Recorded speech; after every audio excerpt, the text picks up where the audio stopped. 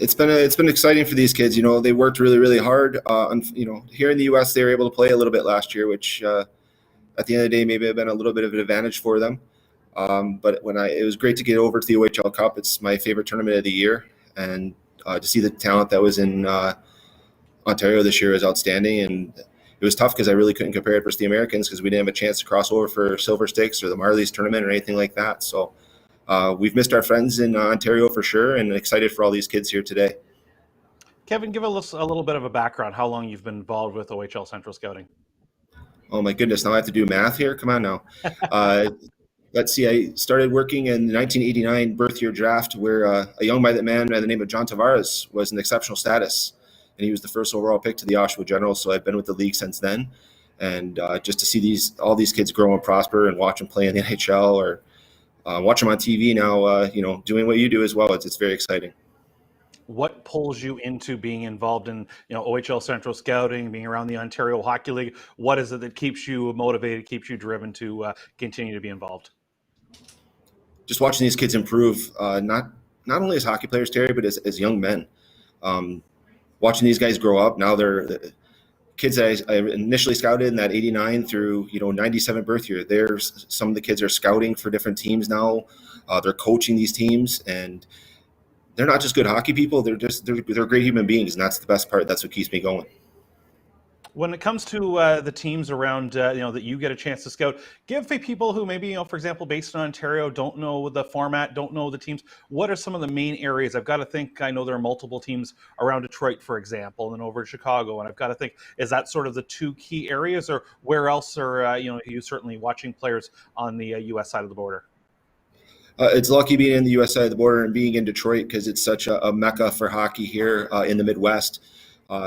Detroit and Chicago are our two primary centers here for me, but as well, you get the kids from St. Louis and Pittsburgh, the Cleveland Barons. They've had two kids taken today that I've seen so far. One, Mr. Spellacy, is from my alma mater, Cleveland St. Ignatius High School.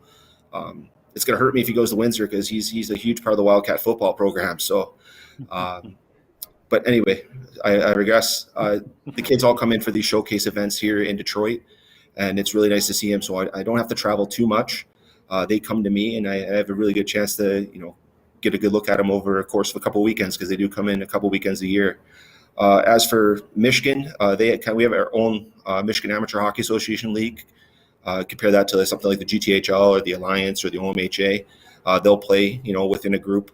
They play 8 games a year, and then they have a state tournament similar to the playdowns and the Alliance and the GTHL, etc. And then there's also the High Performance Hockey League. They have 3 Detroit teams. Honey Baked, which we've seen 2 or 3 of their boys go today. The Oakland Junior Grizzlies, as well as Detroit CompuWare. And then the Mission Windy City Storm, where Cole Longacre was taken by the Kitchener Rangers. He played. And then Team Illinois there. So, and then the Tier 1 Hockey League is where the showcases are, where the St. Louis and the outlying teams come in, and we have a good chance to see them. Kevin, you mentioned St. Louis, and I think that's just a great story. And so many guys who, in many cases, actually came through the OHL, went on to careers in professional hockey, and then stayed in that area and have really helped that program grow. And now we're seeing players come out of there into the Ontario Hockey League. And I've got to think when it comes to some of the programs around the areas that you cover, that's such a great story to see the way it's come full circle. Absolutely. It's amazing. And I'm going to tell you right now, Terry, you're going to see the same thing start happening in Columbus, Ohio. I have a really strong feeling. You're seeing it even at the NHL level now with some of the kids, the homegrown players coming back and be able to play for the Blue Jackets.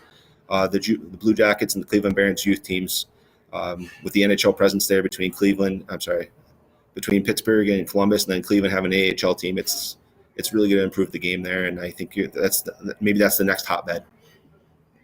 We've asked the guys over the course of the day, but I ask you as well. As you get into the start of the season with these players that are eligible for the OHL priority selection, what are some of the things you look for over the course of the season, whether it's early on in September or October, or moving into March and into April, depending on how their season goes along? What are some of the things that you're really looking for?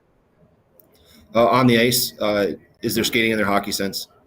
If they have one or both of those, that's what it first sticks out. And then early on in the season, and then even going later into the season, I see how kids walk in and how they warm up. Are they good teammates? That's one thing that teams are looking for. in terms of, they're going to pay, they're going to get their education package. They want to make sure that the investment that the player is putting in is the same as the team. The team is making an investment in that player. So, are they a good teammate? Hockey sense and skating. And how important is it over the course of the year where you see something maybe in September, October, and then you see moving into January and February, maybe they've improved on a skill or taken their game even to a higher level. I've got to think as you see that progression through the season and following through the entire season is a big factor as well. 100%, Terry. And we see it all the time. And I'll be honest, it's amazing when I come to a tournament like the Silver Sticks and I see these Toronto area teams, and I'm like, okay, that kid's pretty good. He's pretty good. And same thing with our players here in the U.S. And then I come back at the OHL Cup and then state tournament and national time here in the U.S. And it's like, is this even the same kid? Because that's how much they've improved. Kevin, I know Kyle Pereira does a lot with talking to the players, but I'm sure where you are as well. A lot of people, knowing you're with the Ontario Hockey League, probably ask you a lot of questions about the OHL. And I've got to think the education plan is probably one of the biggest questions you get outside of just the caliber of hockey in general.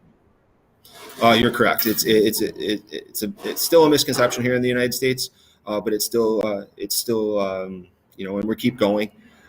Starting with Joe Birch back in the day when he started it, Kyle Raftis, and then Kyle Pereira picked up right along, and we've moved, and it's been very, very successful. And Kyle's doing a terrific job of getting the message across that the education package is there, and it always will be, and it works. Kevin, before we let you go, I know it's a special day around the Ontario Hockey League, but I also know it's a special day around the Hess household. I believe there is a 7th birthday taking place. Yes, Terry. My daughter Olivia is turning 7 today, and she's just enjoying life right now. Her grandparents came in from Cleveland, and she's spending the time with them right now. And I will let her know that you wish her a happy birthday. We really appreciate it. Absolutely. Happy birthday, Olivia. And certainly we appreciate the time you joining us. Enjoy the birthday festivities as well as the OHL priority selection. And when Kevin, we'll see you in person very soon. Absolutely, Terry. Thank you very much. Have a great day. Thank you. There's Kevin Hess, handles the Michigan and the Midwest U.S. areas for the Ontario Hockey League for OHL Central Scouting. A guy who's been around the league for many years, and it's always great to catch up in person around this time with the OHL priority selection. It's great to catch up with him as well.